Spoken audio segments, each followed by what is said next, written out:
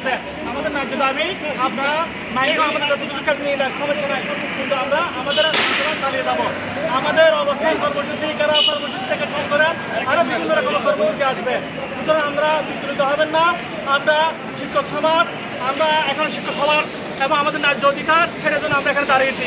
আমরা এখানে আমাদের শিক্ষক সমাজ আমাদের অপরাধ হয়ে থাকে, তাহলে বলেন আমরা কী করবো?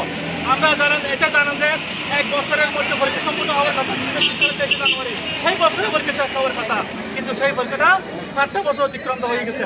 সেটার জন্য কি আমরা দায়ী? কিন্তু এনটিএসসি দায়ী।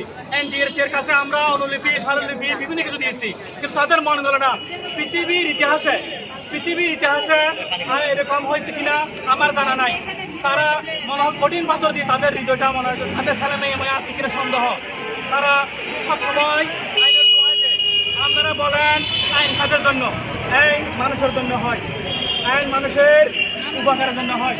আমার কথা হচ্ছে এখানে যারা আমার মাইক নাই, মাইকে বলতে পারতে তুমি শুনতেছেন না, সবাই তো যারা আছেন পুরো যারা আছেন একটু আপনারা পুরো ওয়াইট করেন।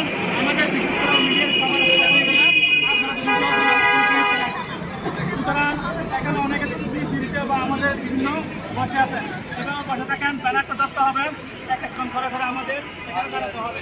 সবাই হতাশা হলে চলবে না, সবাইকে মনোবল শক্ত রাখতে হবে। পুলিশ এবং এগুলো মানুষের আমাদের আর্থিক বছরের জন্য এবং আমাদের ব্যবহার করার জন্য, কিন্তু তারা আমাদের সাথে এমন কিছু ব্যবহার করবো না, সেই ব্যবহারের জন্য তাদের আমাদের একটা কি হয়, ঝামেলা সৃষ্টি হয়। সুতরাং আমাদের যারা মুখপাত্র আছে তারা গেছে কথা বলার জন্য, প্রয়োজনে আমরা আমাদের অনুমতি আছে সেটা দেখাবো। আমরা আজকে বন্ধের দিনে এখানে আমরা সবাই উপস্থিত হয়েছি।